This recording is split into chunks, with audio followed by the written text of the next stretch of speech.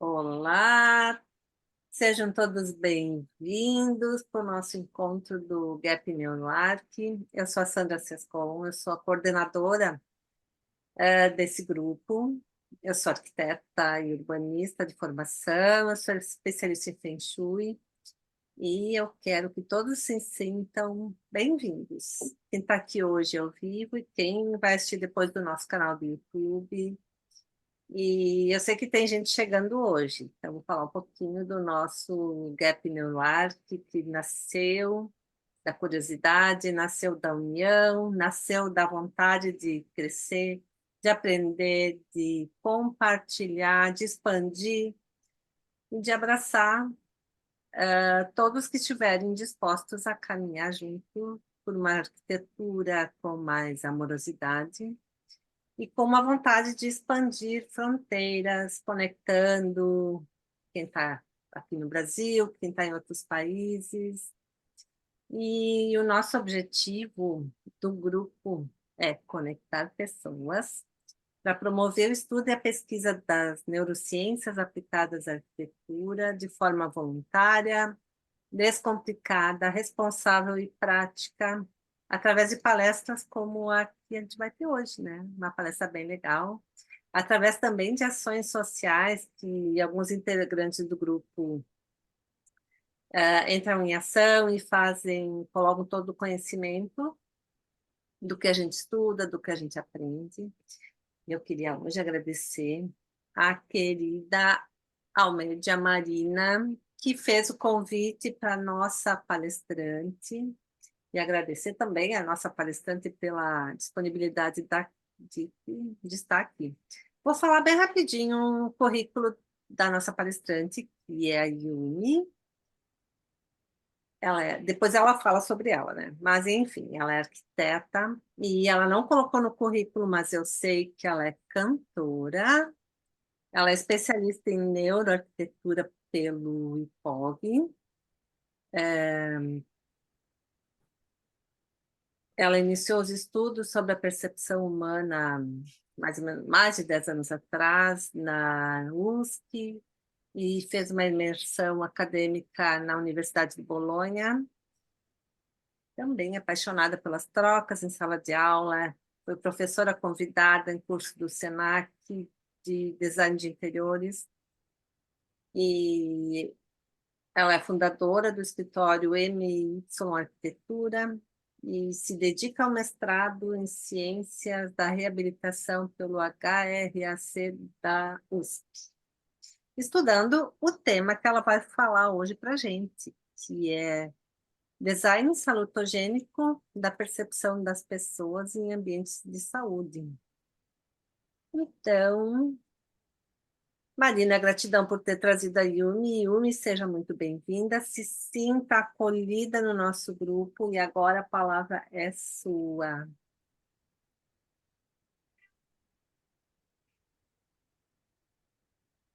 Olá, muito obrigada pelo convite, a Marina, a todos vocês, né, pela receptividade. Espero corresponder às expectativas e me coloco à disposição, tanto aqui durante a nossa conversa, né, o nosso bate-papo, assim como depois eu deixo também meu e-mail, os meus contatos, para se acharem que posso contribuir de alguma forma, precisar de algum artigo, alguma coisa, eu também fico à disposição.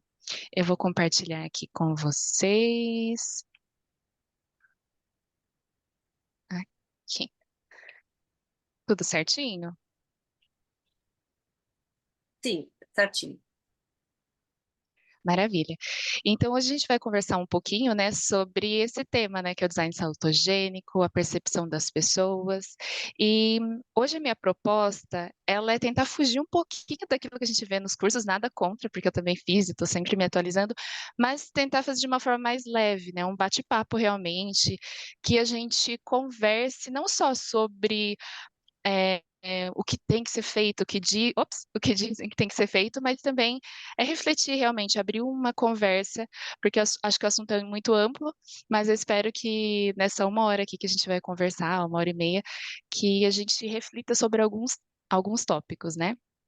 Então, como a Sandra comentou, já meu currículo, os meus estudos, às vezes a gente pensa assim: "Ai, será que eu só comecei a ver a parte da neuroarquitetura quando eu fui para a pós-graduação, né?". Mas na verdade, conversando até com uma prima minha, eu entendi que a minha curiosidade sobre essa área da saúde, os estudos realmente começaram lá atrás. Assim como a Sandra comentou, ainda na época da universidade, eu fiz, projeto de iniciação científica, eu comecei a estudar um pouco mais o ser humano, então como a gente percebe o mundo. O meu professor na época, né, junto comigo, ele topou, nós fizemos um projeto junto com pessoas que não enxergavam, né, fosse totalmente ou parcialmente, então nós fomos até um local para fazer essa proposta e avaliar como seria a parte da alimentação deles e se teria realmente um objeto que a gente poderia, propor, algumas melhorias que poderiam ser feitas. No caso foi uma superfície, né, que nós propomos para eles, para poder avaliar o que a gente entende como deveria ser feito, ou como a pessoa come, onde ela posiciona o prato, o copo e tudo mais, o que a gente acha que tem que ser e o que realmente, são as necessidades, porque a gente muitas vezes tem a mania de falar: "Ai, como é assim, eu aprendi que é assim", mas nem sempre é aquilo que a gente acha, nem sempre é óbvio, principalmente quando nós estávamos estudando a parte, eh, da visão. Tem pessoas que às vezes perderam a visão ao longo da vida e tem pessoas que às vezes já nasceram por algum motivo com alguma questão na visão, muitas vezes nunca viram, né, esse mundo que a gente vê ou que a forma como nós vemos. Então a forma como que essas pessoas, por exemplo, aprenderam a lidar com as coisas do dia a dia, pode ser óbvia para eles e completamente diferente daquilo que a gente entende como básico. Então, ali atrás nós começamos esse processo, naquela época eu fiz, os estudos voltados à percepção tátil, né, a questão sensorial, a parte da propriocepção, então da percepção da pessoa em relação ao espaço. Depois, durante a minha jornada, sempre trabalhei, estudei. Quando eu estava na faculdade, tinha um projeto do governo que chamava Ciências Sem Fronteiras. Então nós nos candidatávamos, tinha todo um processo seletivo, e nós poderíamos, pleitear, né, uma oportunidade de estudar numa universidade de fora. E nisso eu consegui, né, uma oportunidade de estudar na Universidade de Bolonha, e fui para a Itália. Na época em que eu fui para lá, eu tinha as opções de escolher fazer uma matéria que eu tinha aqui no Brasil, para depois contar os créditos, abater essas matérias, ou fazer matérias diferentes. E como eu já estava lá, eu pensei: "Ah, eu vou fazer alguma matéria que aqui eu não tenho na minha grade, né, na minha universidade", e fiz algumas matérias como psicologia da forma, cinema, exposições, a parte de curadoria, então eu fui para uma área completamente diferente daquilo que eu achava que eu poderia ver aqui, né. Isso foi muito bom, porque me fez ver ter acesso a coisas que aqui geralmente a gente não vê, como por exemplo, os museus. Às vezes eu ia para o museu, mas eu ia lá, via alguma coisa, estava interessada em alguma exposição ou curiosa por alguma questão, mas lá o professor fazia diferente com a gente. Como era uma matéria, por exemplo, de museus, tiveram situações nas quais a gente ia para a aula e ele explicava anteriormente, né, numa aula teórica, qual era o museu, o que que a gente deveria observar, e depois nós íamos até o museu, o que eu achava incrível, porque aqui no Brasil, muitas vezes na faculdade, que eu fiz pelo menos, a gente pensava: "Vamos para São Paulo", né, eu sou do interior. Não dava certo, eu passava o ano inteiro, a gente não decidiu se ia de ônibus, se ia fretar uma van, então era muito difícil, muitas vezes a gente conseguir ir. E lá não, a gente chegou até a pegar carona com o professor, assim, a gente dava um jeito, fazia os grupos. Então, nós somos mais ou menos a 5 museus diferentes com essa proposta, fora os que, nós visitamos normalmente. E foi muito interessante, porque às vezes o professor falava assim: "Observa no museu que aquele museu que nós vamos visitar hoje não tem nenhum tipo de barreira física". O que que eu quero dizer com isso? Às vezes alarmes, essas coisas têm, por questão de segurança, né, das próprias obras de artes, mas muitas vezes a forma com que era feita a exposição fazia com que a gente percorresse todo o museu sem perceber, sem ter uma grade, sem ter ali uma barreira física que delimitasse: "Vocês precisam vir por aqui, vocês não podem vir por aqui".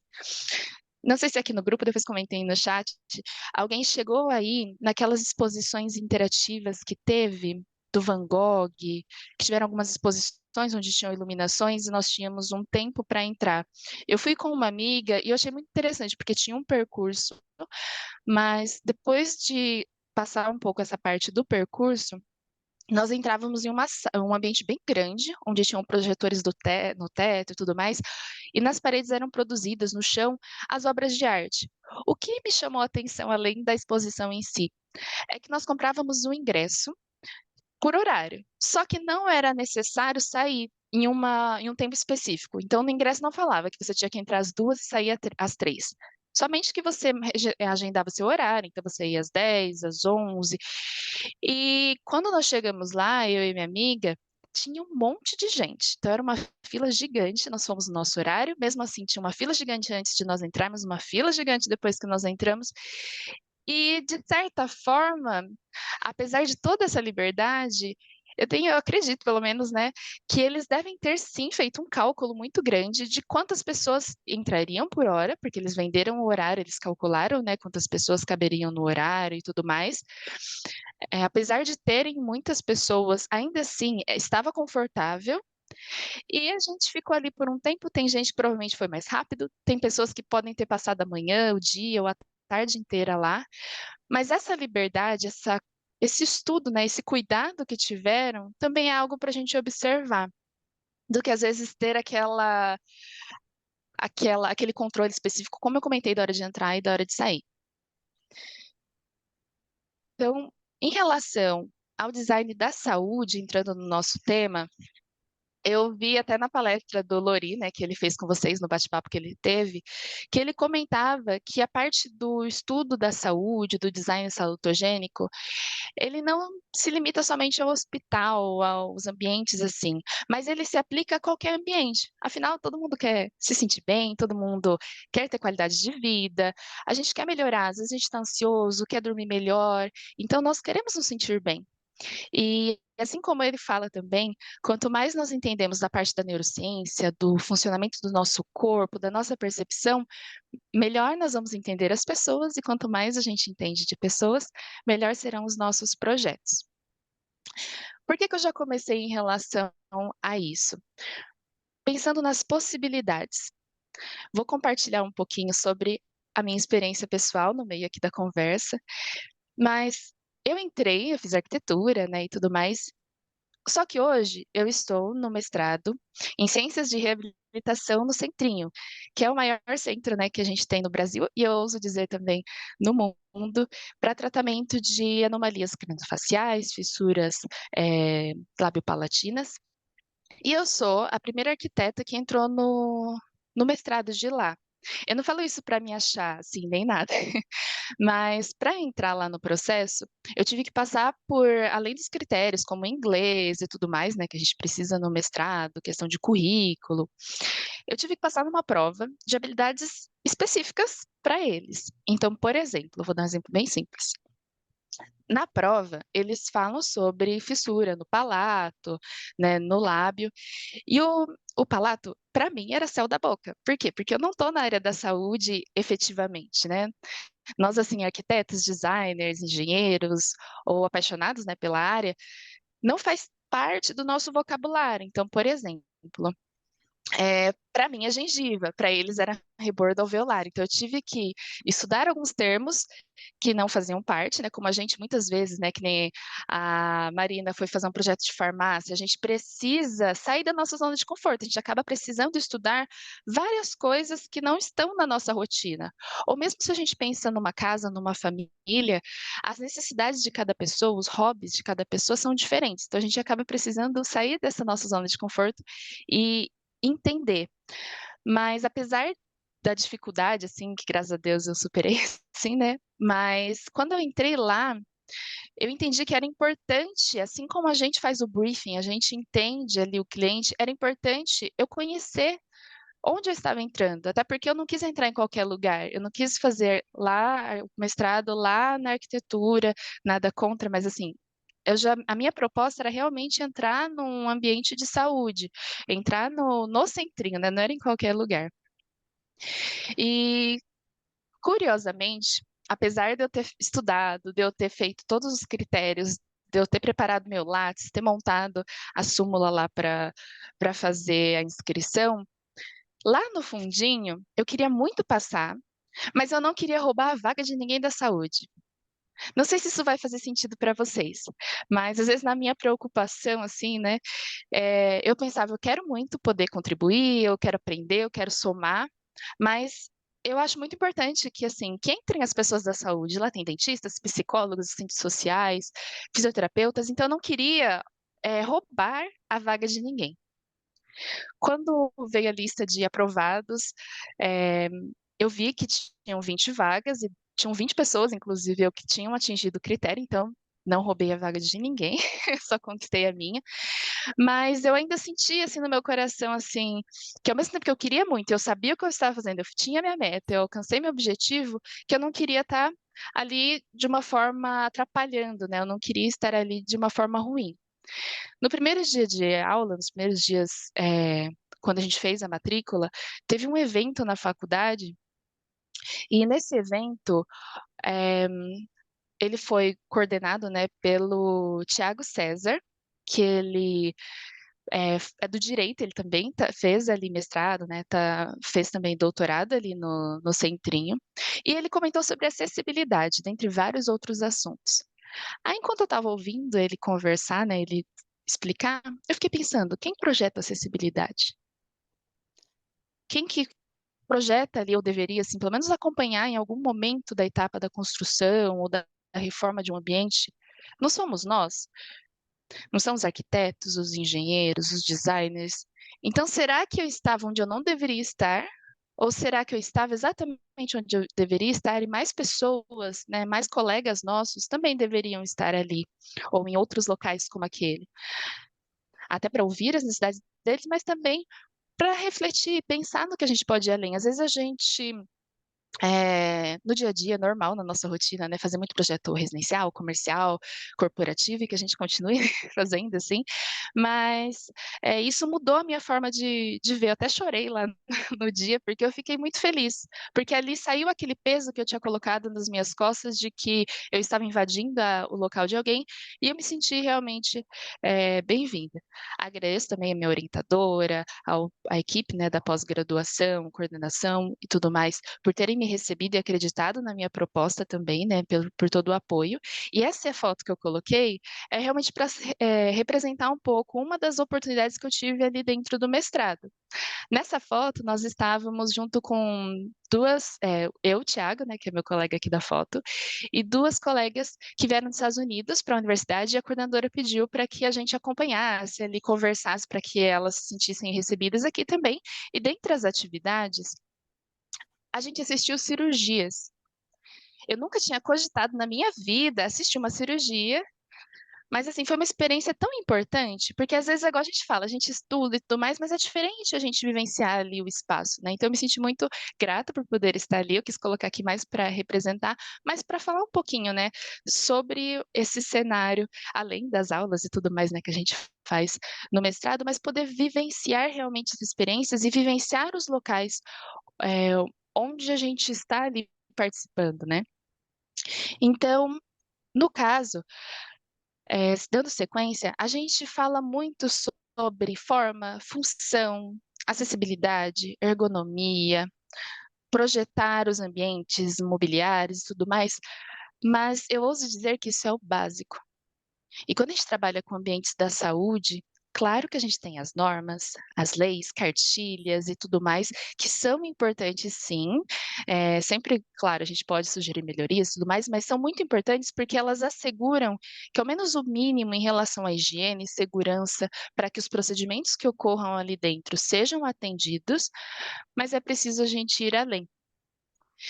Eh, Dentre algumas questões que eu queria comentar, a gente quando estuda neurociência, né, quando a gente começa a estudar, a gente estuda muito a parte do funcionamento do cérebro, questões até um pouco de anatomia, parte hormonal, parte de sensibilidade. Tem alguns tópicos que eu queria comentar rapidinho aqui, que eu acho que entra um pouco nesse aspecto. Só uma pausinha, eu tô falando muito rápido? Se eu tiver, podem erguer a mãozinha aqui, fazer uma reação, assim, de susto, que aí eu já desacelero um pouquinho. Mas esse semestre passado, eu decidi pegar uma matéria no mestrado junto com o pessoal ali de Ribeirão Preto, a parte de saúde mesmo, medicina e tudo mais. E eu tive a oportunidade de estudar com o professor Luiz, né, a matéria de neurociência básica. Apesar da gente ter estudado, né, estudei com a Marina o a especialização em neurociência, a gente teve aula, assim, dessa parte de neurociência, nós vimos a parte histórica, a parte do funcionamento do cérebro. Eu ainda queria entender um pouco melhor, me aprofundar um pouco mais e realmente entender os conceitos, como funcionava. E lá a gente estudou neurônio, teve hora que eu pensei: "Gente, pra que que eu me enfiei nesse negócio?", mas ao mesmo tempo foi bom, né, foi uma experiência muito boa. E alguns dos conceitos que o professor comentou foram adaptação e habituação. Eu não sabia dessa diferença, então por isso que eu achei interessante comentar. Mas adaptação é um processo, assim, por exemplo, eu acendi a luz, a nossa pupila vai se adaptar a esse estímulo que a gente tem externo.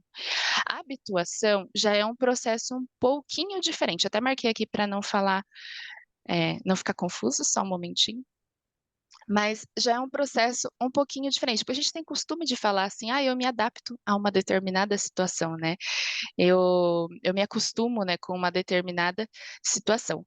Mas a habituação, depois quem tiver curiosidade e quiser ver um pouquinho mais, sobre isso, cadê? Aqui.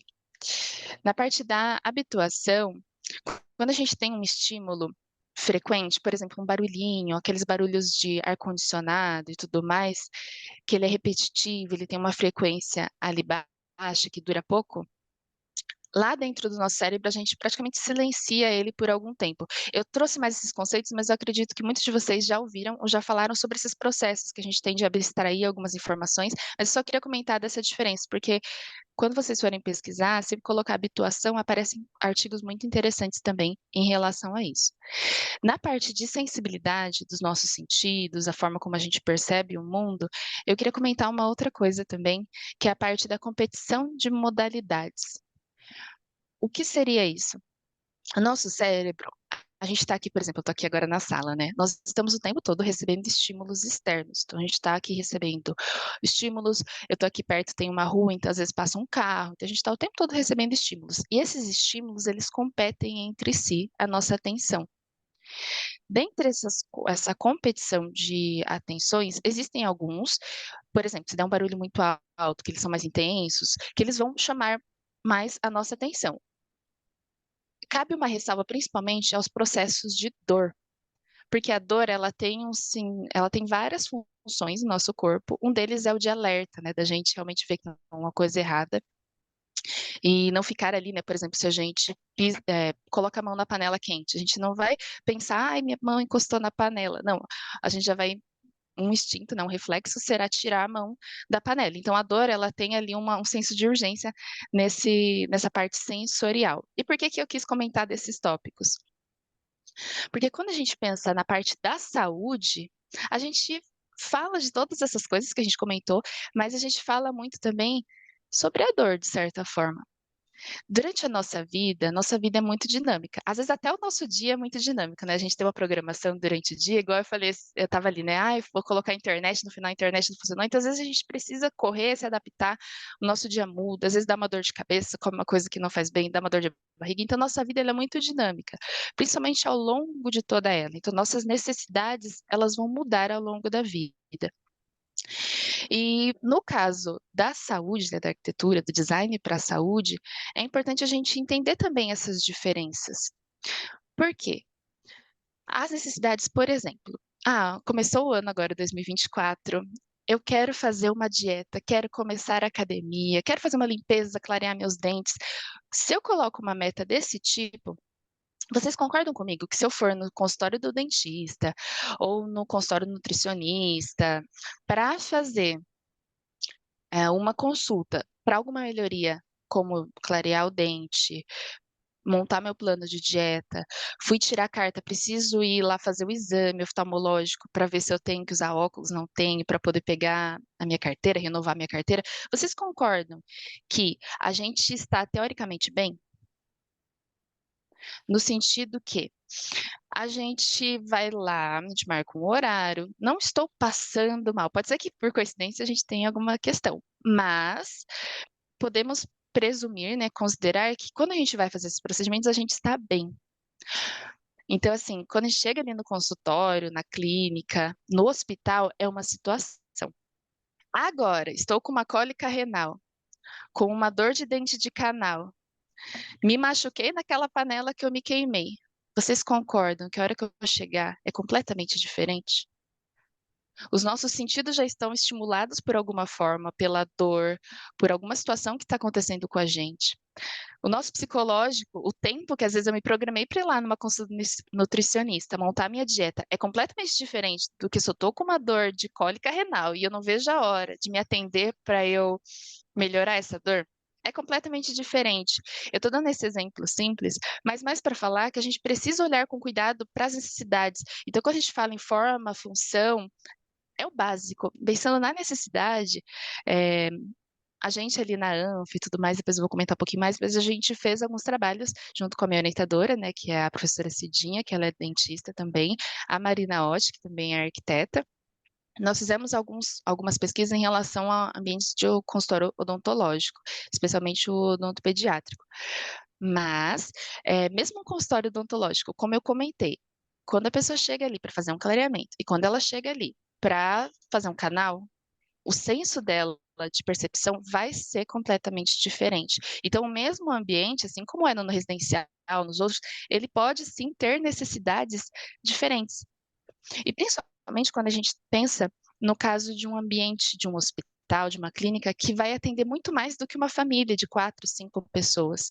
Porque ali vão entrar muitas pessoas e a gente não vai conseguir sentar, fazer um briefing com cada uma delas, preparar cada coisinha específico para aquela pessoa. A gente vai precisar tentar ser o mais assertivo possível, atender a todas aquelas premissas básicas que eu comentei, mas também é preciso a gente ter empatia e não se resumir só às leis.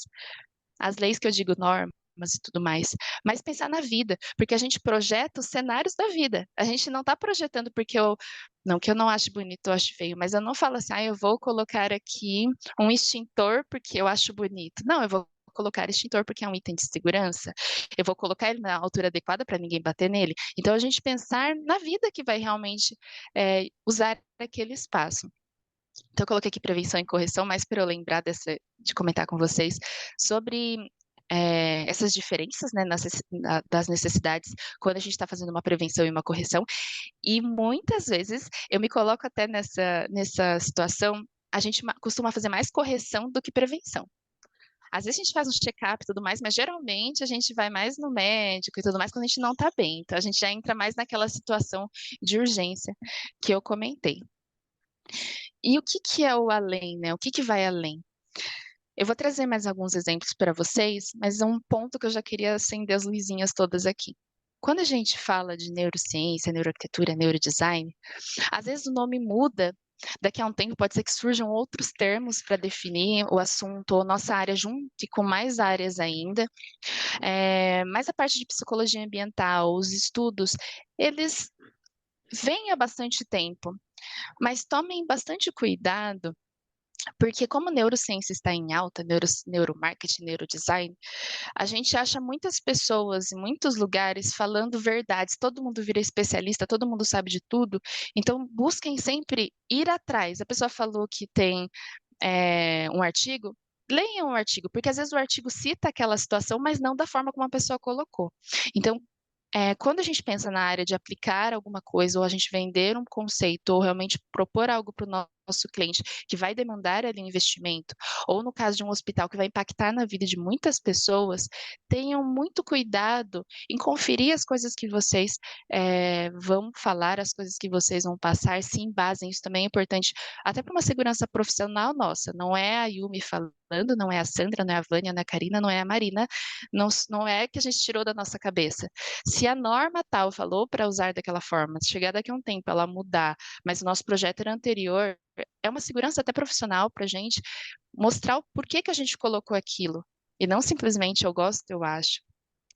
É, depois, se vocês quiserem, eu até passo os nomes para vocês, mas tem alguns sites, como por exemplo, o site da BVS, PubMed, aquele ResearchGate, que a gente consegue realmente acessar artigos, não se limitem só ao Google, mas realmente vão atrás de artigos científicos, de buscar realmente as evidências, né? Porque isso vai trazer muito mais segurança para a gente e até mais resultado para os projetos que nós formos trazer.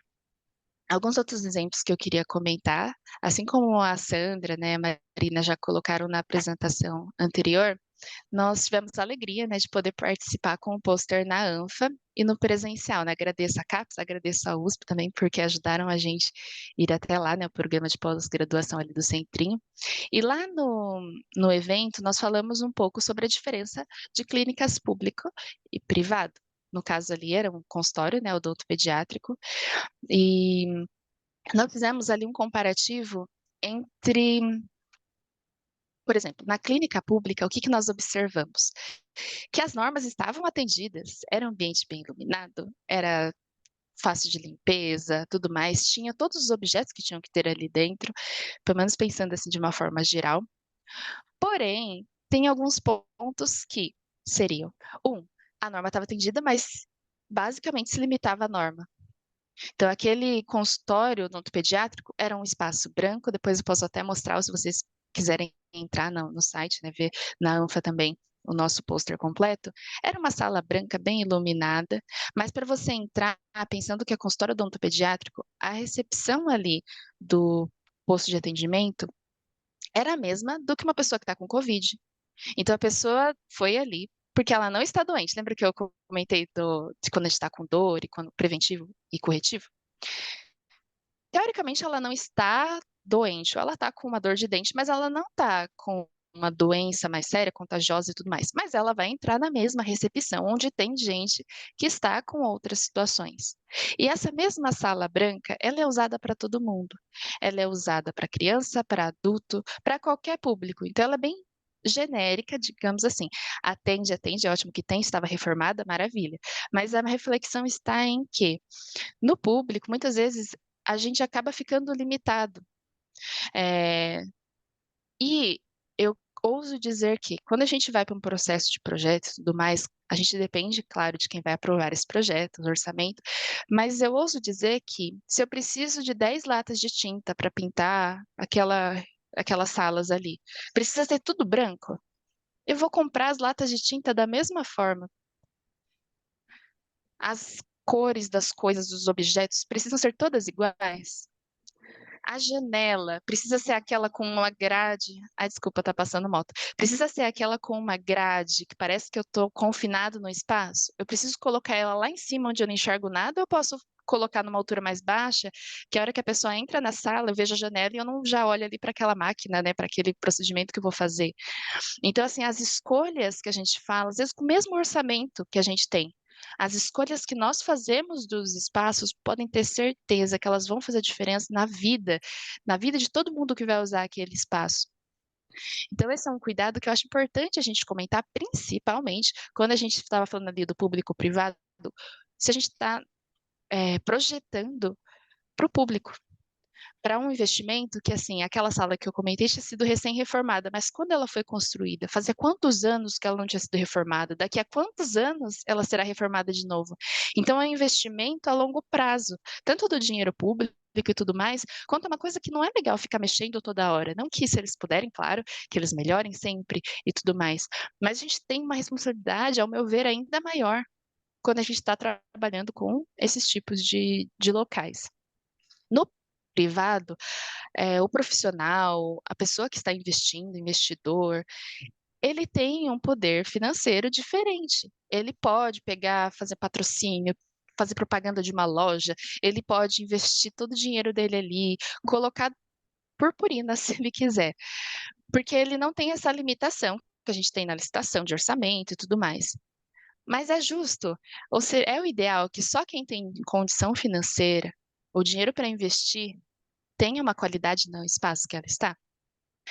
Então, assim, fica uma das reflexões. Um outro ponto que eu gostaria de comentar em relação a isso foi que nós estudamos, no caso ali, pediatria.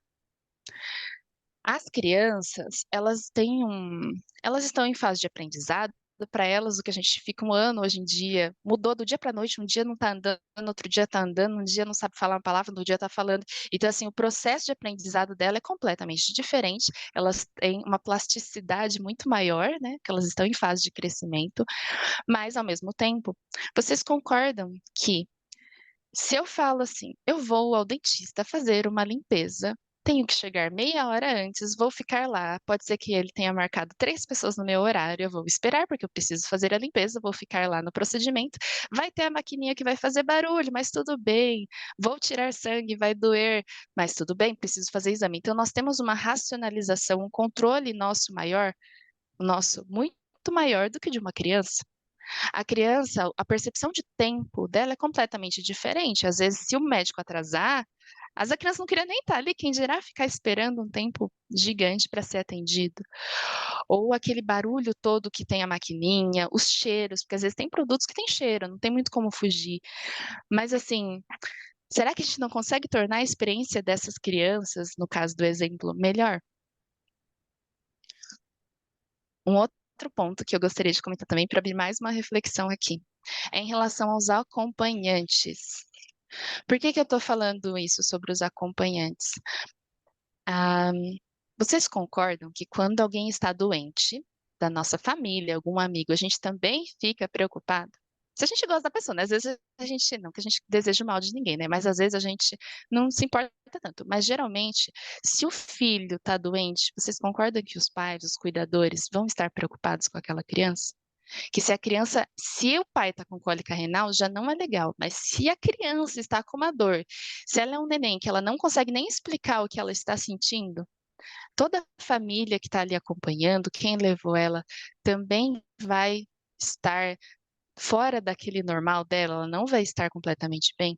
E às vezes a gente esquece também dessas pessoas que vão acompanhar.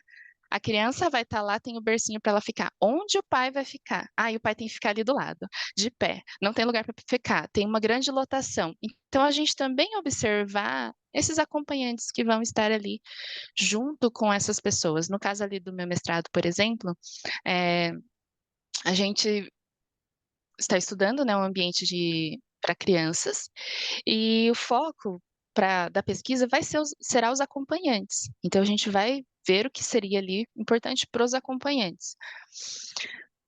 Um outro exemplo que eu queria comentar aqui, costumo incluir muito comentários meus, porque eu acho que se eu fico só falando coisas genéricas, acaba não aproximando muito, né. Mas, por exemplo, eu tive uma experiência, meus pais já são falecidos, a Marina até sabe, né, dessa situação, mas o meu pai faleceu de câncer em 2019. A gente tinha plano de saúde, né, então assim, agradeço, né, que a gente tinha como ter o plano de saúde. Meu pai, ele fez o tratamento do câncer e tudo mais, aí o câncer foi embora, o câncer voltou agressivo, e quando ele foi para o hospital, que ele não estava se sentindo bem, quando eles identificaram que meu pai já estava, né, de certa forma, em cuidado paliativo, mas ele realmente avançou para uma situação de cuidado paliativo maior, no sentido que o que eles poderiam fazer seria dar uma qualidade de vida ali, socorrer, ajudar um pouco, mas não é aquela coisa: "Vou tomar um remédio para dor de cabeça e vai passar", né. Ele realmente não estava bem. Eles transferiram o meu pai do pronto-socorro, né, do hospital, para uma maternidade. Então a gente teve ali dentro daquele cenário difícil, né, daquela situação toda, a gente ainda teve, digamos, a sorte de poder ter esse cuidado, né. Então meu pai foi para a maternidade, inclusive por coincidência, aqui eu nasci, então ali a gente não escutava choro de desespero, a gente escutava chorinho de neném que tinha acabado de nascer, né, que estava ali no hospital. A sala ali onde ele ficou era um quarto que era duplo, mas nos dias que ele ficou, acabou não entrando ninguém, né, ficou só meu pai no quarto, então a gente teve livre acesso. Ah, como não tinha aquela questão da gente poder passar uma gripe, alguma coisa que fosse interferir, a gente conversou, foram várias conversas no hospital, mas eles deixaram a gente entrar. Tinha dia que tinha 5, 10, pessoas dentro do quarto, tocando ukelele, dentro do horário, né, de dia, assim. Mas eles tiveram esse cuidado de permitir com que a família e os amigos participassem daquele momento, né, a gente ficasse próximo ali do meu pai. Eu sei que isso não é uma situação, digamos assim, comum, no sentido que infelizmente nem todo mundo tem essa situação, a gente passou pela pandemia, a gente viu cenários, né, mundialmente que não foram nem de perto o que a gente o que a gente vê geralmente, pelo contrário, assim, às vezes a pessoa via o parente ou um amigo indo para o hospital e depois não vir, então não teve essa situação. Mas eu queria chamar a atenção e comentar dessa situação, porque ali nós éramos os acompanhantes. Meu pai, claro, era o foco, né, o nosso cuidado, né, o foco era o meu pai, mas a gente também estava ali participando e vivenciando de todo aquele cenário junto com ele. Então, fica aqui um exemplo, né. Essa foto foi lá da ANFA, né, eu tirei junto com o André e com o Lori. O Lori eu sei que vocês já conhecem porque ele veio, acredito também que quem estuda neuroarquitetura também já viu o André de Paiva. Eu ouvi falar da neuroarquitetura como um termo em si em 2018, por uma live que eu assisti que a André estava participando e ela é um amor, recomendo muito que vocês a acompanhem. E eu queria comentar de alguns profissionais também que eu acho interessante acompanhar pelas redes sociais. Tem vários, mas alguns assim que eu conheci, que eu gostaria de comentar é a Marina Otti, né, que ela é arquiteta também, foi professora nossa, né, Marina, lá na pós-graduação. Fiz já alguns trabalhos, como esse da ANFA, junto com ela, a André de Paiva Lori. E na parte da saúde, ela até é conhecida por muitos como médica, né, dos ambientes, a Eleonora Zione. Aí faltou E aqui, depois eu atualizo para passar para vocês, se vocês quiserem. Então, acompanhem profissionais que vocês saibam que, assim, um filtro ali também naquela parte de evidência científica e tudo mais, que sejam pessoas de confiança, né? Então já ficam essas sugestões minhas aqui para vocês. Bom, a princípio o que eu tinha programado assim para conversar, trazer para vocês é isso, mas eu fico aqui aberta a conversas, as reflexões que surgiram, dúvidas e tudo mais aqui durante a nossa conversa. Coloco à disposição o meu e-mail. Meu Instagram é pessoal. Por enquanto eu estou muito assim focada no meu mestrado realmente ali. Então, no momento não estou fazendo nada de stories, assim, de conteúdos. Espero futuramente, quando as coisas estiverem mais encaminhadas, fazer. Daí eu aviso vocês também por lá. Então, ali, se vocês verem, como a Sandra comentou, tocando violão, a Magnólia, que é minha gatinha, o Pingo, que é o gatinho, o Murilo, que é meu marido, é um Insta realmente pessoal. Mas eu fico à disposição para conversar com vocês e, de certa forma, se eu puder ajudar vocês também. É isso, pessoal. Muito obrigada. Gente, muito obrigada. A Vânia levantou a mão. Yumi, querida, se você puder, então, agora descompartilhar para a gente poder enxergar, que eu sei que as pessoas querem conversar. Ai, que bom, todo mundo aqui. Maravilhoso. Vânia, passa.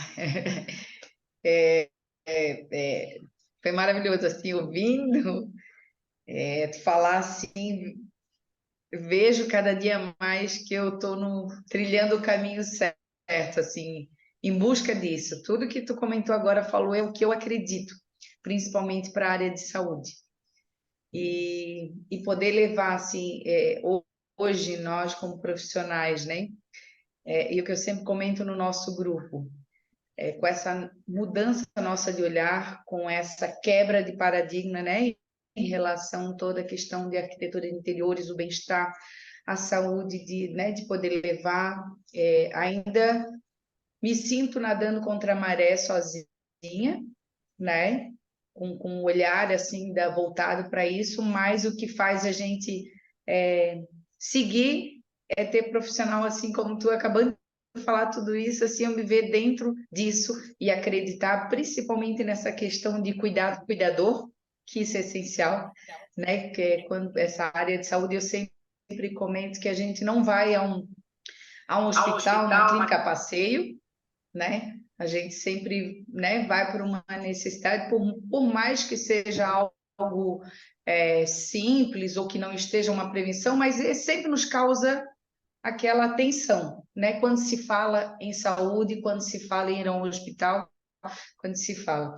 Então, tem como propósito, eu sempre comentei aqui no grupo, meu propósito é levar para as escolas, mas está se encaminhando o meu para a saúde, e hoje eu estou entrando na saúde pública, né, com um projeto, com o desafio de levar toda essa transformação através do design biofílico, né, onde eu sou especialista ali, e levar para a área da saúde. E poder conversar com os profissionais lá, e ver que é a questão que a gente fala assim, parece que todo mundo está sabendo igual, mas não.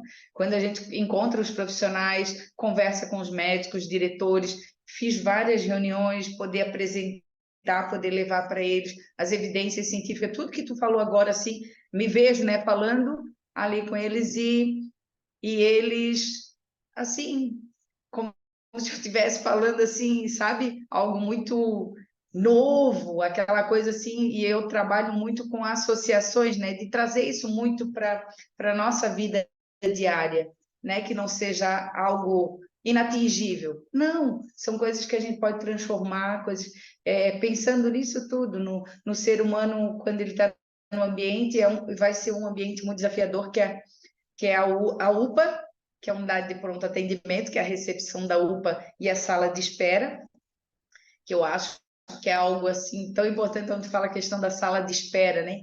Quando tu tá naquele momento, aquilo tudo é tão eterno, né? Tudo tão, né? A pessoa que está ali o acompanhando, mais ainda quando se trata de um filho, que me leva ainda mais com a experiência vivenciada, tudo, né? Que a gente busca hoje com esse olhar e tá dentro desse caminho e poder não tá certificando tudo que tu acabou de me falar, assim, é emocionante. E saber que tem profissionais assim, principalmente a gente dessa área, e mostrar né, o quanto assim me coloco sempre como instrumento de transformação, de poder ajudá-los. E hoje, como eu sempre falei aqui, né, Sandra, não tem mais como, não me vejo mais hoje trabalhando como planejadora de ambientes, trabalhando sozinha, sem esse grupo de profissionais, essa multidisciplinaridade que é essencial. Essa, né, de poder conhecer o mundo deles, foi o que eu estou fazendo também, entrando agora, poder trabalhar com famílias atípicas, né, de poder ajudar essas crianças, né, crianças e adolescentes com TEA, com transtorno, e poder estar levando, né, poder ajudar, contribuir, né, o que a gente tem de melhor, o que a gente ama fazer. Então, é só gratidão pelas tuas palavras aqui hoje, assim, que fortalece e que faz com que a gente não desista, né, de pensar assim, quando entra no mundo assim e se vê, parece tão sozinha, né, que está falando algo tão, tão distante da realidade, algo que pode ser pequenas intervenções e podem fazer grandes, né, transformações na vida, principalmente na área da saúde. Obrigada mesmo, obrigada pelos teus estudos, pelo teu empenho assim, poder trazer para a gente. Foi fantástico e bem emocionante. Ai, eu que agradeço vocês aqui estarem acompanhando, né? E ver também, né, Vânia, como você comentou que seu relato, né, de que você também está participando de projetos, né, como eu comentei ali do espaço público e tudo mais. E a Andréa de Paiva, ela fala muito sobre a questão de ambientes eficientes, né, ambientes que promovam, então promovam a saúde, quando a gente fala de uma escola, promova também ali a parte do aprendizado, estimule a criatividade, que façam com que a gente esteja melhor, né, faça as nossas atividades da melhor forma possível. E eu entendo até essa colocação que você comentou, porque agora o pessoal já acostumou um pouquinho comigo lá também. Mas, assim, muitas pessoas quando vêm, mas o que que você está fazendo lá no hospital? Você é dentista, né? Então, assim, a surpresa de muitas pessoas realmente, de às vezes ver a gente ali, mas esse trabalho multidisciplinar, né, que você comentou realmente, só tem a somar. Então, a gente, Só. com cada um nas suas áreas, assim, mas a gente pode ajudar até o profissional a tornar a experiência dele ali melhor. A gente precisa ouvir ele, porque é ele que vai fazer as atividades, com Sim. certeza, precisa seguir as normas, mas com certeza a gente ali, nós que estudamos ergonomia, estudamos ali a parte da pessoa, do uso em si do espaço, a gente Sim. pode ajudar com que aquele ambiente torne aquilo que já é bom ainda melhor. Melhor. E assim como eu comentei lá no começo, né? Essas coisas que a gente vê de bem-estar e tudo mais são aplicadas em qualquer cenário, né? Então, numa loja, Sim, numa casa, num exatamente. escritório, em todos os ambientes também, inclusive o Porque design não é o biofísico, né? Que está estilo, ali. né? Tipo, As pessoas veem como um estilo e não é um estilo. É o que a gente sempre fala, igual, é uma necessidade hoje, não é tendência, é uma necessidade, né? Não entra como estilo, porque sim. ele pode ser aplicado, né? Sim, no ele ambiente. tem a somar, né? Ele Sim, vai somar com todas essas coisas, assim, né? sim. É, Muito bom. Olha só, você emocionou a plateia, Yumi. Bacana porque é, quando você fala ou quando chega alguém aqui e fala alguma coisa que toca, né, no que a gente acredita, emociona mesmo. Gente, alguém quer fazer mais alguma perguntinha para Yumi? Aproveitem, vamos lá. João, oi, João. O João é o nosso coordenador de pesquisas, ele entrou um pouquinho depois. Também mestrando, quase acabando. Eu vou Karina, falar rapidinho isso. pode falar. Eu trabalho em dois segmentos muito frequentados, tipo, vários tipos de público, né? Eu presto serviço para a OAB, já fazem quase 12 anos, e ali tem também situações que você possa imaginar, né? Então, praticamente assim, parecido com a situação de um hospital, né? Que são pessoas que estão com problemas e buscam soluções. A gente também tive que fazer essas transformações e isso que você acabou falando é essencial, a acessibilidade do profissional, né? Ele não está fazendo aquela coisa do marco dele, aqui passou a fulano de tal, é um projeto da fulano. Eu não tenho essa preocupação de deixar um registro do meu trabalho. Eu faço o registro para que as pessoas que às vezes eu nem sabem que eu estou por ali e eu escuto, nossa, como ficou bom esse ambiente, nossa, como é gostoso estar aqui. Então, para mim, ali foi a minha assinatura, né? São essas, vamos dizer, esses feedback. E a outra é agora estou trabalhando numa reitoria, né? Eu trabalho no Instituto Federal, então estou dentro do setor da reitoria, onde é uma grande demanda de projetos. E eu estou recente, estou atuando ali recentemente, mas a gente já percebe. E uma das, vamos dizer assim, para mim, o grande desafio é a questão das inclusões, né? Como fazer um projeto que eu possa não deixar nenhum tipo de aspectos negativo nesses ambientes, já que existem as inclusões utilizando os mesmos espaços, né? A questão de ambientes tipos banheiros, corredores, inclusive salas. Esse aí eu acho que é um tema ainda para mim novo, que eu ainda não consigo não me posicionar de uma forma não discriminatória, mas também eu tenho que saber como lidar entre as questões infantis com adulto e assim vice-versa, sabe? Eu acho que para mim, na minha cabeça hoje, é uma situação que realmente eu tento buscar bastante conversa, bastante ajuda com as pessoas que realmente estão ali aptas, né, a trocar essas ideias. Eu acho que seria interessante a gente conversar um pouco mais sobre isso nessas nossas reuniões, para que não haja, porque a gente é um porta-voz, né? A gente acaba sendo um porta-voz e eu tenho encontrar, às vezes, em defesa a apresentação de um projeto, os termos corretos, como falar, de maneira que fica sutil para todos que se sintam bem, sabe? Seria bem isso aqui. É, muito obrigada. Eu fico feliz assim de ouvir assim. Enquanto você estava falando, até marquei aqui algumas coisas que você falou dos profissionais como a gente, né, como profissional que faz o projeto. Mas durante a conversa, a gente precisa lembrar também dos profissionais que trabalham ali.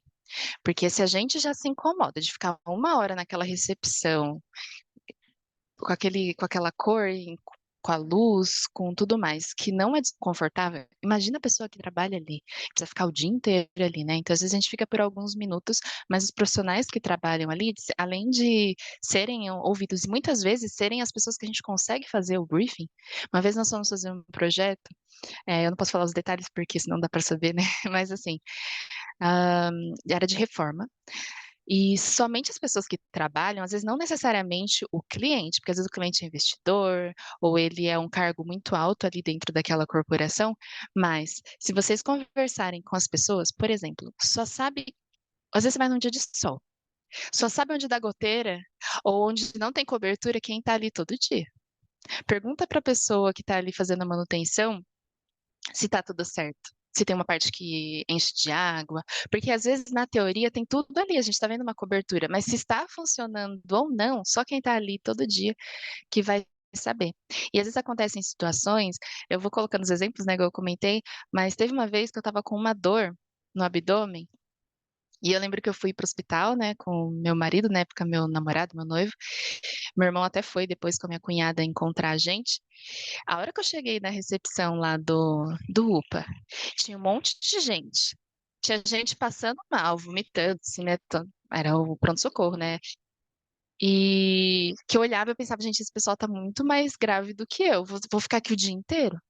Começou a me dar uma dor no peito, quanto mais doía, mais eu abaixava, quanto mais abaixava eu não conseguia esticar, e fui fazendo assim. Eles fizeram até um eletro em mim para ver se eu não estava tendo infarto, porque eu estava com uma dor, que a dor foi pro peito. Ou seja, eu já não estava bem por um motivo específico, mas eu fiquei pior, porque todo aquele cenário foi piorando. Às vezes até assim, existe a necessidade, a demanda, né? Então, às vezes, realmente precisa ser uma recepção, um espaço que atende muitas pessoas, mas precisa todo mundo ficar enxergando todo mundo que está doente? Precisa todo mundo ficar no mesmo lugar? Como a gente estava comentando ali dos atendimentos, né? Como são o preventivo e o que realmente a pessoa ela tem até um risco de contágio, alguma coisa maior. Então, assim, esses cuidados, né, são importantes também porque nós somos, até nós que somos profissionais ali da área, que somos adultos, eh, tem coisas que a gente aprende até na neurociência que são conscientes e tem coisas que são inconscientes. Que a gente, mesmo racional, falando assim, vai dar tudo certo, vai ser rápido, vai ficar tudo bem. Às vezes a gente não está bem e quanto mais a gente fica ali, pior a gente fica. Às vezes a gente está falando de farmácia, né, Marina, no começo lá. eh, Às vezes a gente vai numa farmácia onde a entrada você leva um soco de tanta luz que tem. Então, às vezes você não está bem, você não está doente, você chega lá, você fica pior ainda. Então, assim, até no mesmo ambiente, precisa tudo estar iluminado exatamente igual. A mesa ali, da onde vai ficar a pessoa escrevendo, precisa ser a mesma iluminação do que a cadeira onde a pessoa vai ficar esperando. Então, assim, esses cuidados, detalhezinhos, assim, mas que podem ter certeza que vão fazer realmente a diferença ali, né? Tanto pra gente quanto para quem trabalha, né? Tem lugares que às vezes a gente precisa tomar um cuidado especial, porque a norma fala que tem que ter uma ventilação, a gente consegue adaptar ali, mas a pessoa não vê o dia, não vê a noite. Mas ela não escolheu ir ao shopping, né? Fazer compra e passar o dia. Às vezes ela tá ali o dia inteiro trabalhando. Então, toda aquela questão hormonal, a questão do ciclo circadiano e tudo mais, a vida dela, a saúde, o bem-estar, a fisiologia dela será afetada por aquele ambiente que ela está vivendo e ela não tem o menor controle daquilo. Então, assim, esses cuidados, né, são, são muito importantes. Sobre um outro ponto que a Karina falou, eu não lembro exatamente qual foi a palavra, mas me fez lembrar de uma coisa que volta lá no início da conversa, quando eu falei sobre acessibilidade, né? Uma vez eu estava fazendo um projeto comercial em parceria, né? E um outro profissional, a gente estava avaliando se aquele estabelecimento, o que ele tinha de briefing, né? Programa de necessidades, no início do projeto e tudo mais. E uma das conversas foi realmente, a gente precisa ter banheiro acessível e tal, tal, tal. Precisaria reformar uma parte ali da entrada. E aí surgiu um assunto que menos de 10% das pessoas que frequentavam aquele lugar tinham uma demanda de cadeira de rodas ou de limitação motora. Ou seja, não era prioridade. Aí eu abro uma outra reflexão. Eram menos de 10% porque as pessoas não queriam ir, ou era menos de 10% porque as pessoas já nem iam porque já sabia que não ia conseguir entrar? Tanto que numa das reuniões, uma das pessoas que estavam lá, eu estava com o Miller, né, que é arquiteto também, meu parceiro, um dos meus melhores amigos também, e que também a gente fez a sociedade, né, a gente fez o escritório. E uma insight, sabe quando deu na hora? Uma das pessoas que estava lá tinha um carrinho de neném. Ou seja, ela não era um PCD, mas ela era uma mãe que estava com o carrinho de neném. A pessoa ia subir com o carrinho de neném a escada? Ou se chega uma família no lugar onde a gente tem uma pessoa que é idoso, que às vezes caminha com um pouco mais de dificuldade, aquela pessoa vai entrar pela porta dos fundos, enquanto a família inteira entra pela porta principal? Isso é justo? Isso está certo? Então, às vezes, não é que se a gente pensar e não tinha, não vou fazer, ou sempre foi assim. Mas será que já que a gente já vai fazer, igual eu falei das latas de tinta, será que a gente já vai mexer, já vai investir?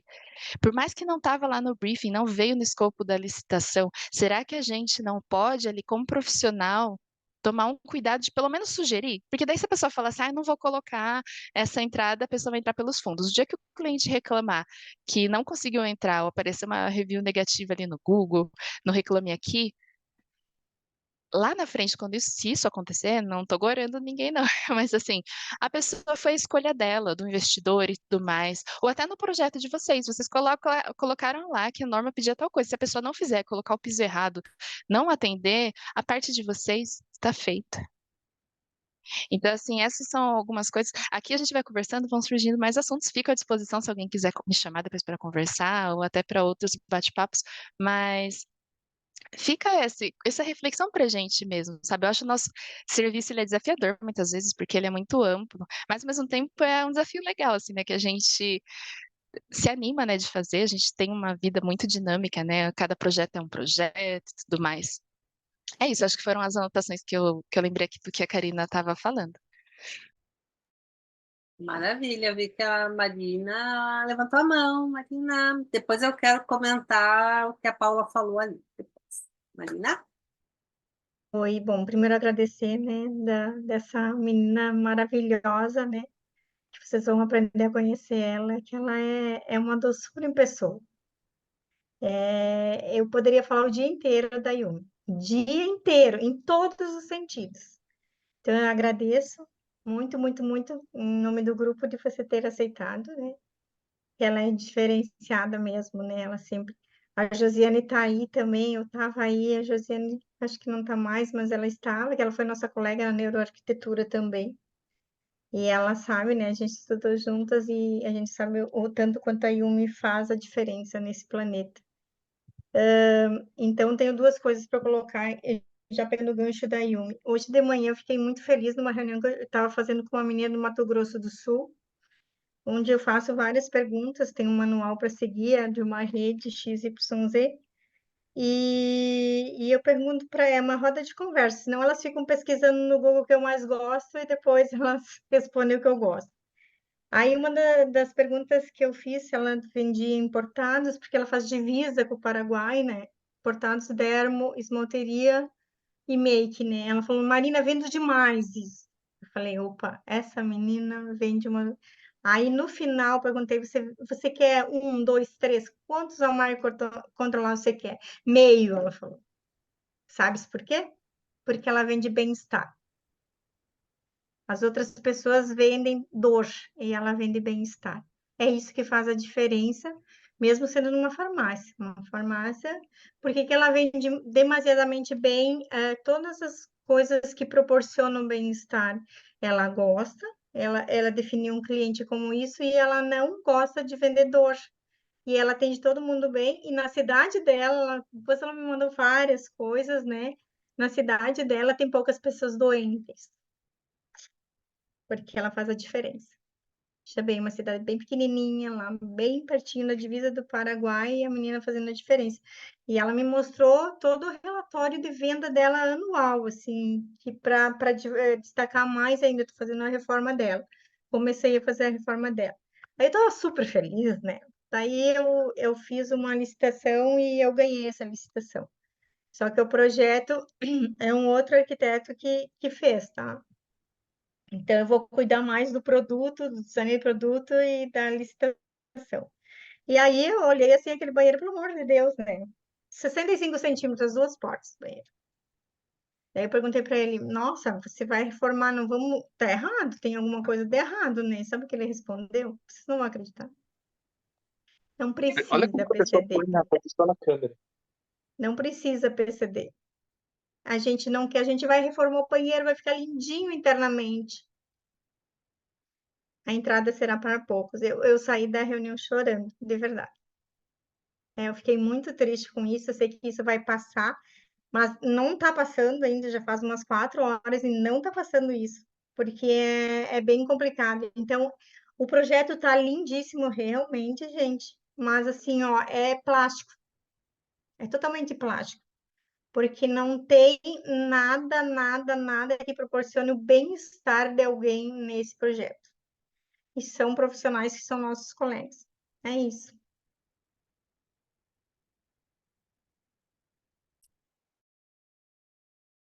É complicado, assim, porque Isso é até um desafio, né? Acho que todas as profissões têm, mas na nossa também, acho que a gente sente muito na pele a relação disso, né? E depois entra a questão de preço, ou profissionais também, que às vezes, eu brinco que eu não tenho a voz da Ivete Sangalo, né? Então, às vezes tem pessoas que olham e falam, ai, sabe quando você tem que, a pessoa te pergunta para testar se você sabe ou não sabe, né?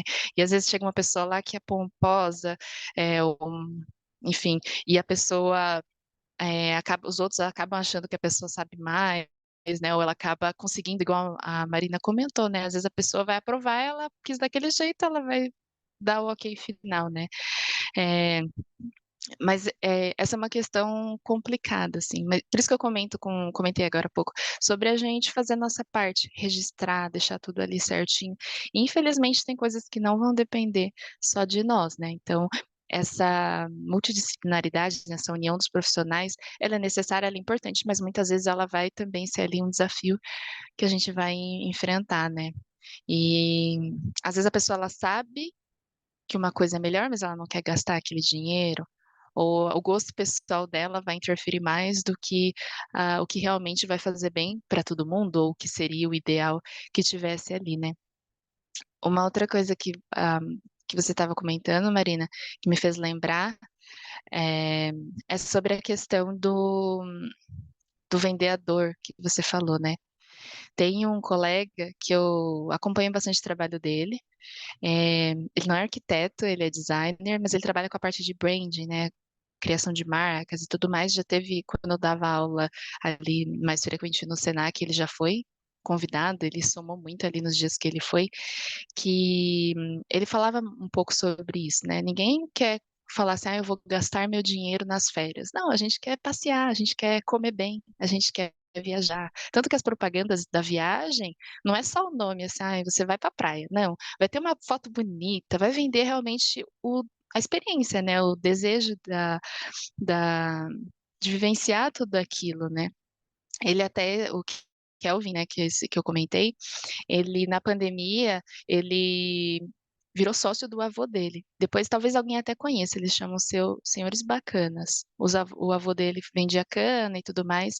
Durante a pandemia, ele precisou parar de trabalhar, porque tinha pandemia, né? A gente tinha risco, até por ser um grupo, né, de risco.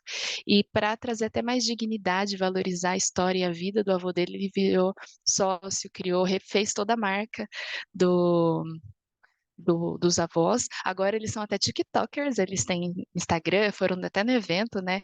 Eu vou até mandar aqui o nome para não esquecer, mas eu acho que entra muito em relação, que me lembrei dele, né? Além da experiência em si, mas da dignidade da pessoa, né? Da gente respeitar e valorizar a vida, né? As pessoas que vão estar ali usando aquele espaço. Ninguém quer estar doente, o que a gente mais vê é assim.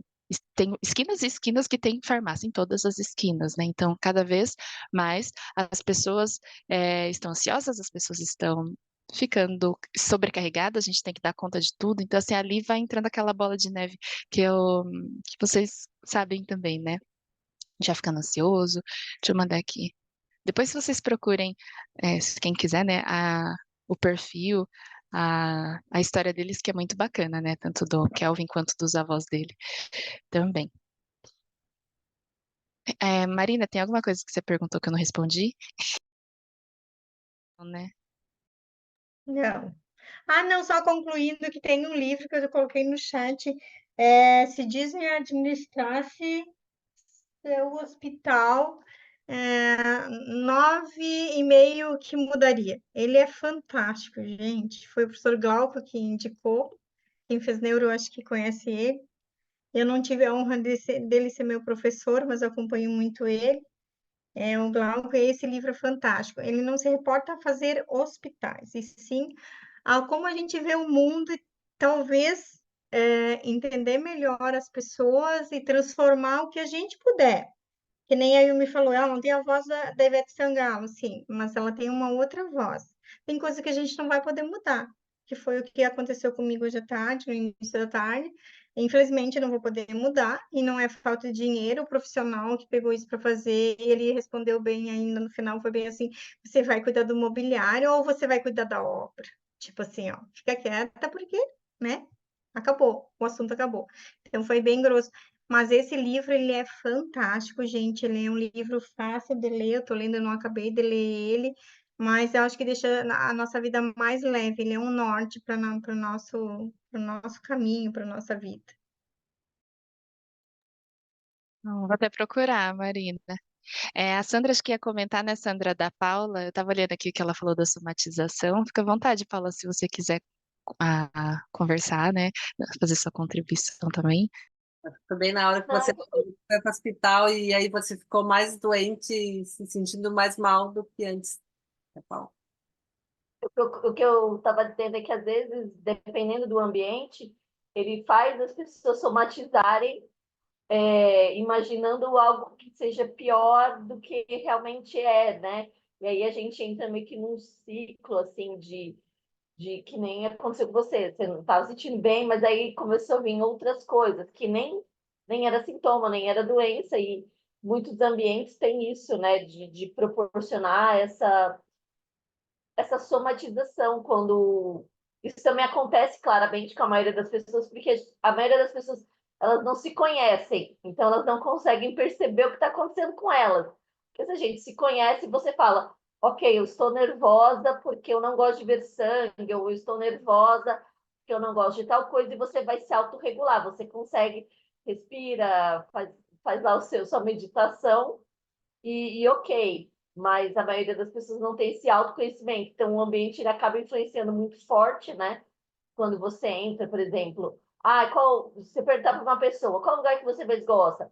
Ela sempre responde, eu gosto do museu, eu gosto de uma igreja. Ninguém responde, eu gosto do hospital. Nem quem trabalha lá. Ninguém.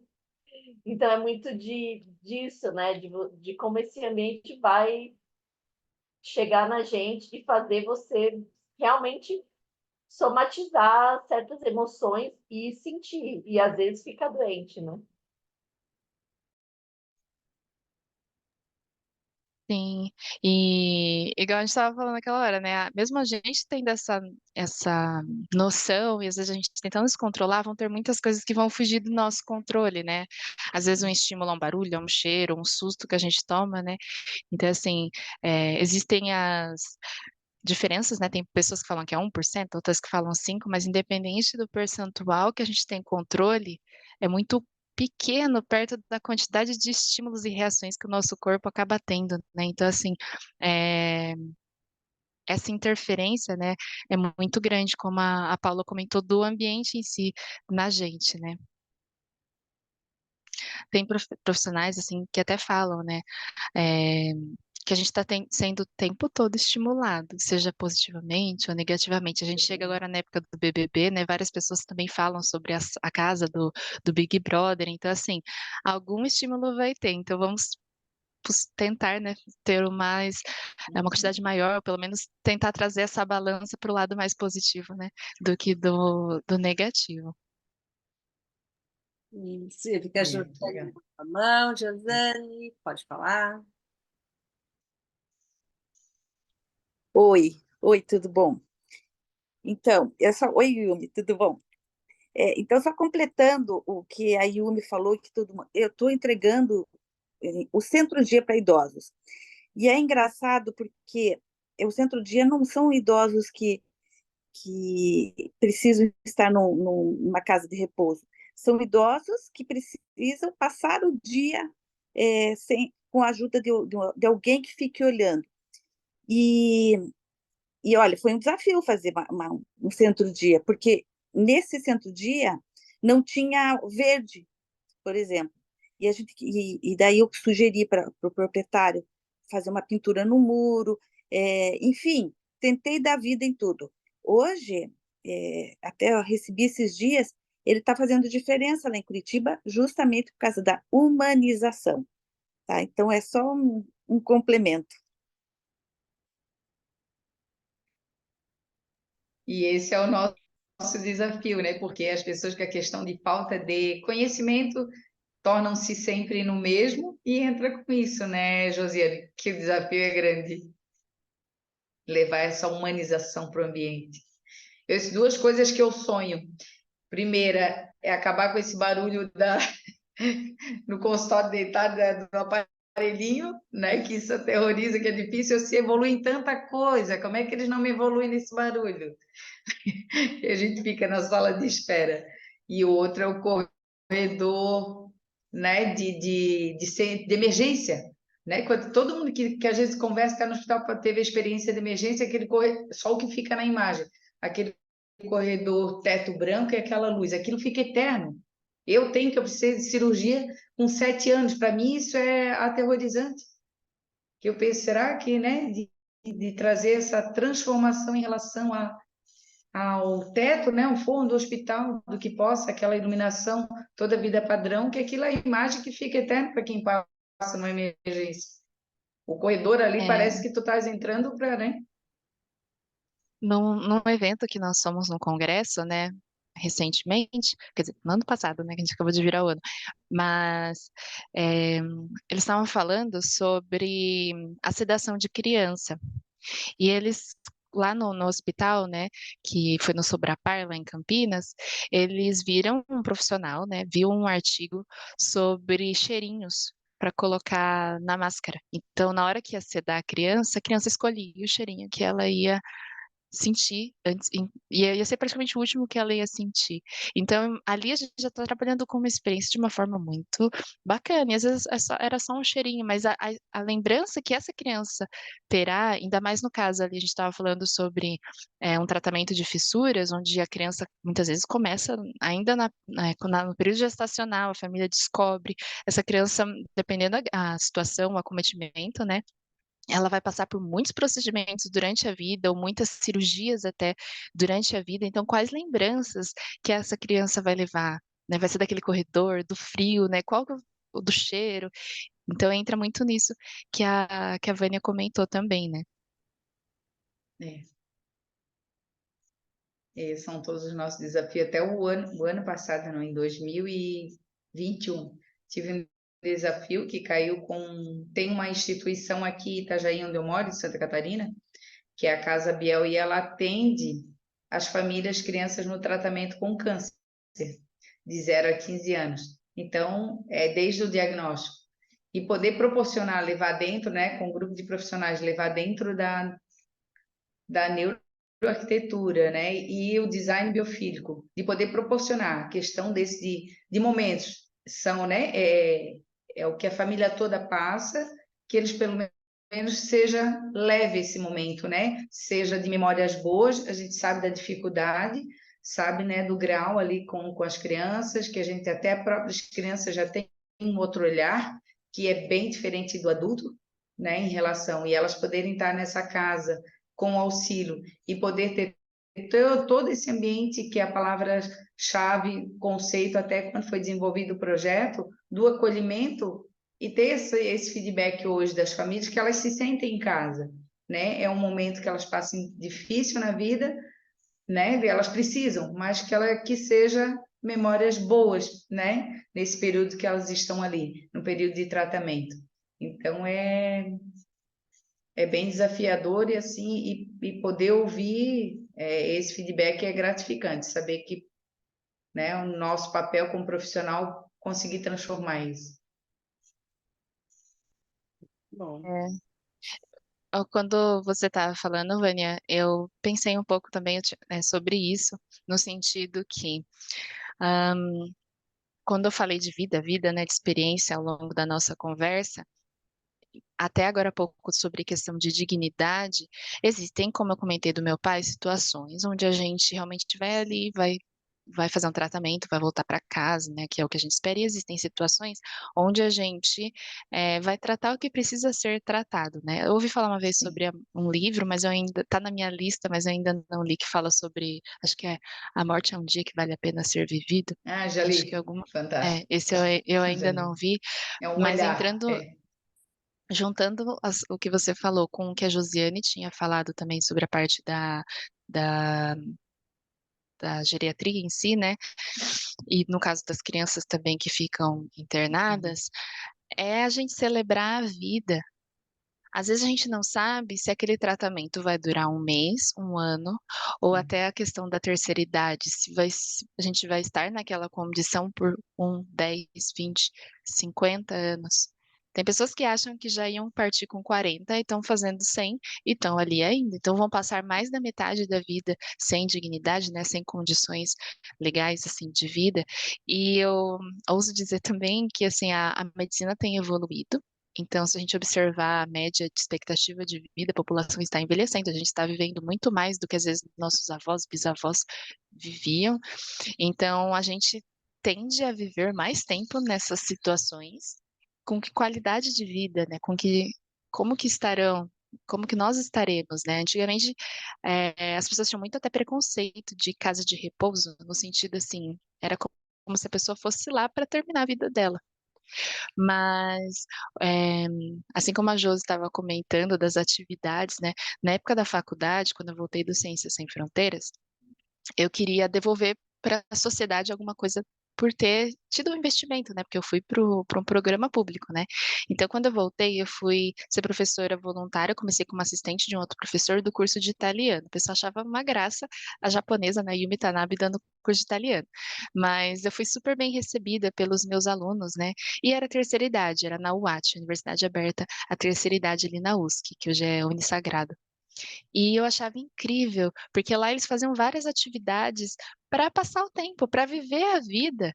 Tinham alunos, eu lembro de um aluno que ele tinha 80 e poucos anos, e a gente estava numa sala onde a luz era bem grande, sabe aquela luz que faz até uma curva assim? E eu começava a escrever do lado de cada lousa e eu evitava apagar. Eu achava até bom que a lousa era grande, porque eu não precisava ficar apagando, eu ia escrevendo, ia para o outro lado.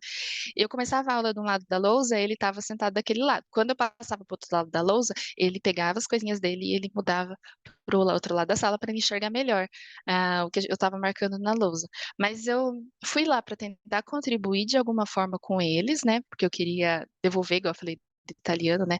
Devolver para a sociedade de alguma forma, mas o tanto que eu aprendi com eles, de ver os exemplos deles mesmo, de eles escolherem viver, deles escolherem ali fazer uma informática, fazer um italiano, independente se eles iam viajar ou não, eles estavam vivendo. Quando a gente é criança, a gente vive tantas experiências só com a nossa imaginação. E depois, ao longo da vida, a gente vai ficando tão focado porque a gente tem nossas preocupações, nossas obrigações, e a gente vai parando um pouco de fazer isso.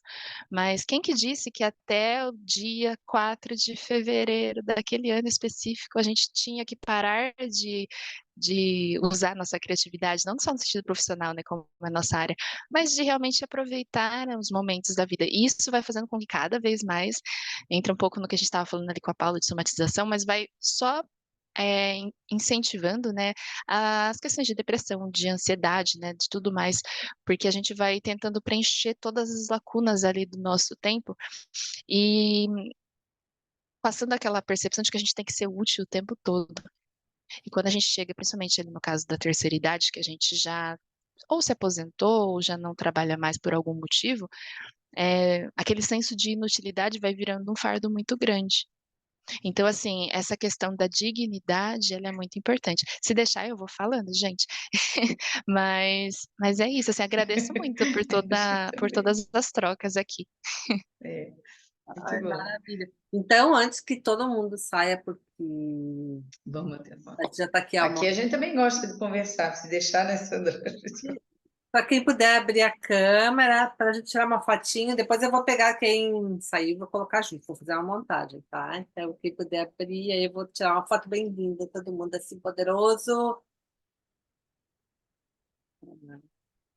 Muito bom. Ah, Renata abriu, oi, oi, oi.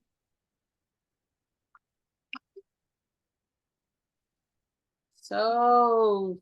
Foto tirada, depois eu coloco quem já saiu, porque já tinha bastante gente que foi saindo, porque já é 21h40, gente. Olha só, a gente começa a ouvir as pessoas falando com tanta coisa bacana, tanta coisa que vai preenchendo, a gente nem percebe que passa o tempo, né? Então, Yumi, gratidão, muito obrigada por você ter aceito estar aqui. E quando quiser voltar, você vai ser sempre bem-vinda. Marina, obrigada por trazer mais alguém tão especial. E deixa eu só falar do nosso próximo encontro aqui, que vai ser do grupo, no dia 12 de março. A nossa próximo encontro não, nossa próxima palestra, 12 de março, a Lara Scalise, que ela é psicóloga, arteterapeuta, artesã, professora pedagoga, especialista em arteterapia, mestre em saúde coletiva, doutorada em educação, pós-doutorado em psicologia, então aquela mistura toda que a gente sempre vê aqui. E tem gente aqui que está pela primeira vez, se quiser continuar no nosso grupo, são muito bem-vindos, sempre a gente tem trocas incríveis aqui, assuntos variados. Alguém quer fazer um último comentáriozinho antes de se encerrar? Eu posso? Bem rapidinho. Yumi, muito obrigado pela tua disponibilidade aqui. Essa tua voz, assim, bem suave, né? Já mostra, assim, o teu propósito, como tu é, né? E como tenho certeza que tu vai fazer maravilhas, né? Só que a gente também gostaria de te ouvir um pouquinho, né? Porque diz que tu canta, né? Então, na próxima, Isso. te prepara. Tá bom? Desculpa a brincadeira. Um beijo e muito obrigada. Mas ela podia encerrar mesmo com uma musiquinha, né? Porque ela tem uma voz, gente, é fantástica a voz dela. Ai, eu acho que eu vou fazer assim. Eu vou deixar pro próximo para vocês me convidarem de novo para tô brincando. Mas ou eu faço no intervalo de algum eu canto, a gente faz uma pausa. Mas muito, muito, muito, muito obrigada. Foi um prazer estar aqui. Espero ter contribuído, né, com vocês de alguma forma. Agradeço e fico à disposição para a gente manter o contato. Uma boa noite para todo mundo e obrigado por ficarem aqui também comigo até o final. Ai, maravilha, gratidão, Yumi. Estão todos convidados, então, para o nosso próximo encontro. Maravilha. Beijo para Um todo mundo. beijo, gente. Gratidão. Muito bom. Foi ótimo. Já iniciamos aí com o Beijo. pé direito. Fantástico. Obrigada. Com certeza. Beijo. Muito Beijo. bom. Beijo. Tchau.